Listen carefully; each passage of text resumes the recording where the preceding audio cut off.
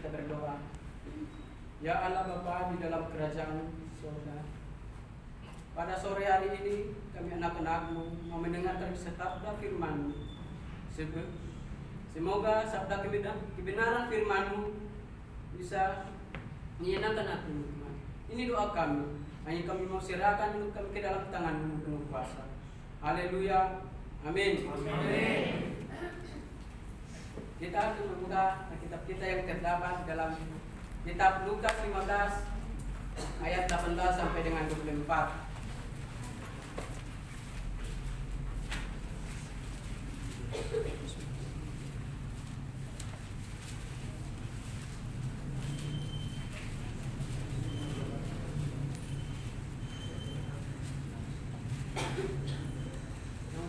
Katakan amin. Amin. Laki-laki akan membacakan ayatnya yang ke-18 dan perempuan ayatnya yang ke-19 dan seterusnya. Setelah saya membacakan perikop perumpamaan tentang anak yang hilang. 1, 2, 3. Aku akan bangkit dan pergi kepada Bapakku dan berkata kepadanya, Bapa, aku telah berdosa terhadap surga dan terhadap Bapa. Aku tidak lagi disebut anak Bapa. Jadikanlah aku sebagai salah seorang upahan Bapa. Maka pergilah ia pergi kepada bapaknya. Ketika ia masih jauh, ayahnya telah melihatnya, lalu tergeraklah hatinya oleh belas kasihan. Ayahnya itu berlari mendapatkan dia, lalu merangkul dia dan mencium dia. Kata itu kepadanya, Bapa, aku telah berdosa terhadap surga dan terhadap Bapa.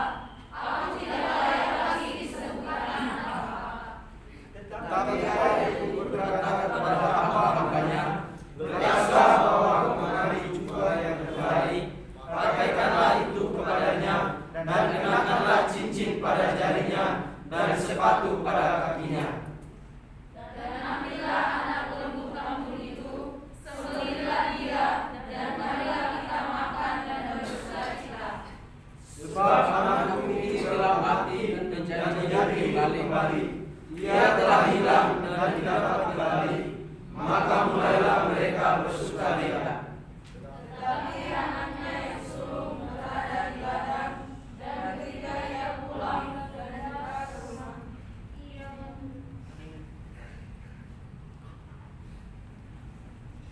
Jadi benar firman Tuhan ini menceritakan tentang seorang bapa mempunyai 2 anak.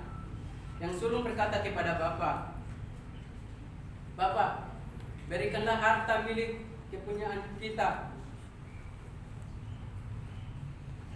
kepada bagian harta milik kita yang menjadi milik aku.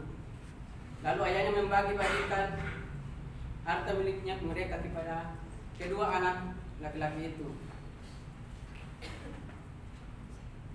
Dan suatu ketika anak yang bungsu ini ia menjual seluruh bagiannya yang menjadi haknya itu, dan ia pergi ke suatu negeri yang sangat jauh, dan ia memboros-boroskan semua harta miliknya dan berfoya-foya. Dan sesudah habis kepunyaannya itu, harta miliknya itu, disitulah bencana kelaparan di negeri itu. Ia pun mulai melarat. Lalu ia pergi dan bekerja pada sebuah majikan di negeri itu. Orang itu mempunyai orang majikan ini menyuruhnya ke ladang untuk menjaga babi-babinya. Tapi pada saat itu ia sangat lapar. Dan ia mau membakar ampas makanan babi tersebut, tapi tuannya tidak memberikannya. Lalu ia menyadari keadaannya. Katanya, betapa banyaknya upahan Bapa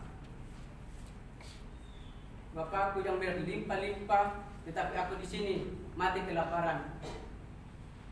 Ada banyak orang-orang yang tadinya mereka luar biasa dalam lindungan Tuhan. Mereka luar biasa dalam memuji dan memuliakan akan nama Tuhan. Tapi mereka meninggalkan kehidupan mereka dengan Tuhan. Ada banyak orang-orang di luar sana, mungkin mereka jatuh dan bangun di luar sana. Mungkin mereka sudah melakukan banyak dosa di luar sana. Mereka ini dekat dengan Tuhan.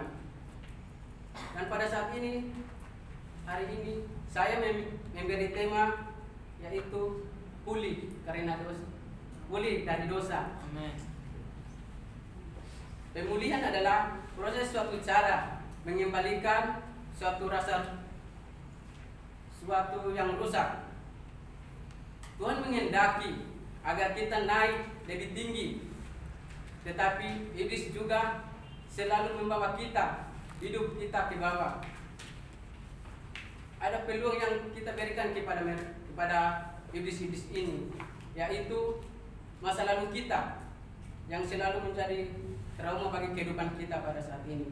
Dosa dan kebiasaan yang kita simpan dan yang tidak kita lepaskan, sehingga hal itu menjadi beban yang membuat kita tidak berdaya.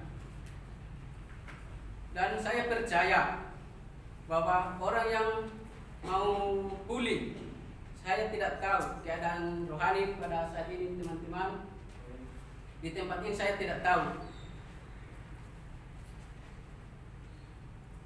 Teman-teman sedang berada di berapi-api di dalam Tuhan, itu pun saya tidak tahu. Tetapi firman Tuhan di sini pada hari ini saya percaya bahwa pemulihan akan terjadi pada kita semua. Kembali lagi dengan firman Tuhan, apa yang anak ini lakukan sehingga ia pulih, baik secara status sebagai anak maupun baik sebagai harta, ia pulih. Padahal dia sudah memboros-boroskan semua harta miliknya. Hal-hal yang hebat yang pernah ia miliki, Tuhan berikan kembali kepadanya. Ada banyak orang ketika mereka jauh daripada Tuhan, Tuhan izinkan mereka menderita sehingga mereka sadar. Tapi ada pun orang-orang juga yang atas perkenaan Tuhan, mereka menderita atas izin Tuhan, atas ujian Tuhan, seperti Yusuf. Tapi pada saat ini kita lebih fokus kepada orang-orang yang tadinya mereka berkenan kepada Tuhan, lalu mereka jauh daripada Tuhan. Mari kita membuka kitab kita yang terdapat di dalam 2 Korintus 3 ayat 16 sampai dengan 17.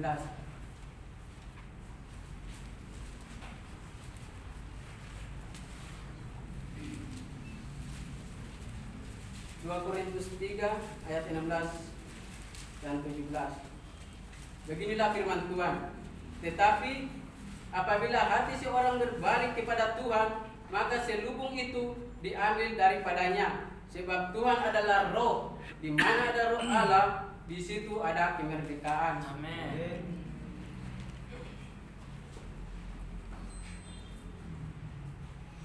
Kita lihat di sini dari zaman Adam dan Hawa sampai dengan zaman saat ini, kita sebenarnya adalah hamba dosa. Kita adalah loser sebenarnya. Kenapa saya mengatakan seperti itu? Karena dari zaman Adam dan Hawa, kita dikalahkan oleh dosa.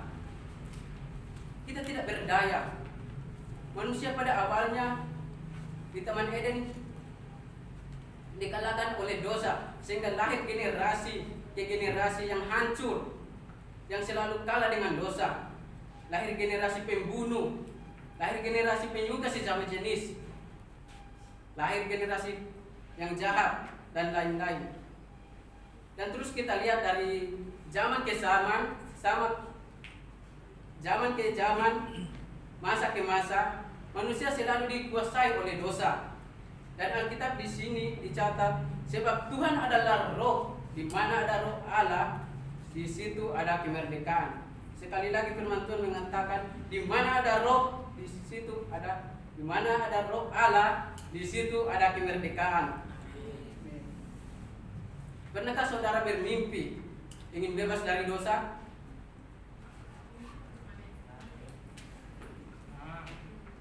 Saya yakin dan percaya teman-teman pasti pernah. Seburuk-buruknya kehidupan teman-teman, sejahat-jahatnya kehidupan teman-teman, bahkan teman-teman pada saat ini masih dikuasai oleh suatu dosa, bahkan masih enjoy saat yakin dan percaya teman-teman ingin bebas dari dosa, ingin merdeka dari dosa, ingin bebas dari ikatan yang tidak berarti. Nah, untuk mengalahkan dosa ini kita tidak boleh berjuang dengan sendiri. Karena kita kalau ingin berjuang sendiri untuk mengalahkan dosa, tidak ada kemerdekaan bagi kehidupan kita. Dari masa Adam dan Hawa sampai dengan saat ini, manusia sudah kalah dengan dosa dan tidak satupun manusia menang atas dosa. Tapi puji Tuhan, kabar baiknya di sini Alkitab dicatat di mana ada roh Allah, di situ ada kemerdekaan. Kita butuh Tuhan. Tuhan Yesus mati di kayu salib untuk tebus dosa umat manusia. Dia mengutus rohnya yang kudus untuk membuat kita merdeka, teman-teman. Jadi saya mau mengatakan kalau teman-teman mau merdeka dari dosa, kalau teman-teman mau bangkit dari dosa, terus jatuh dan sulit untuk bangkit, ingat di mana ada roh Allah, di situ ada kemerdekaan. Bagaimana cara roh Allah dalam kehidupan kita? Sederhana saja, datang ke kaki Tuhan, berdoa dan akui kesalahan teman-teman, kelemahan teman-teman, maka kemerdekaan akan terjadi pada saat itu. Ada amin saudara? Amin. Yang tadinya perokok selalu memikirkan hal-hal duniawi, mungkin berat teman-teman lupakan.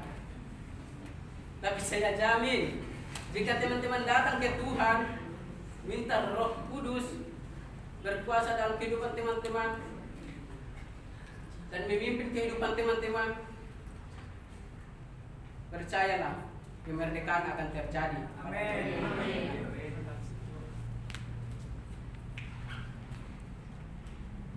Mungkin teman-teman sudah muak dengan dosa. Kamu akan merdeka. Dan pada hari ini saya rindu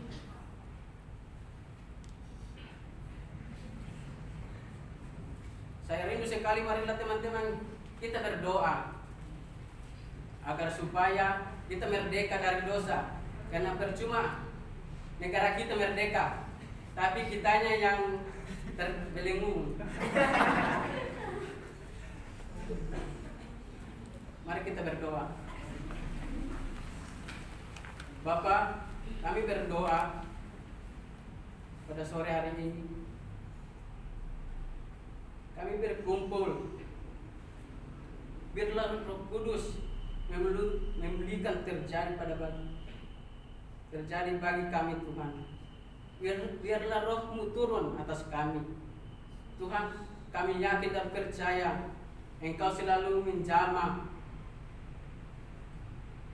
kami. Tuhan, tidak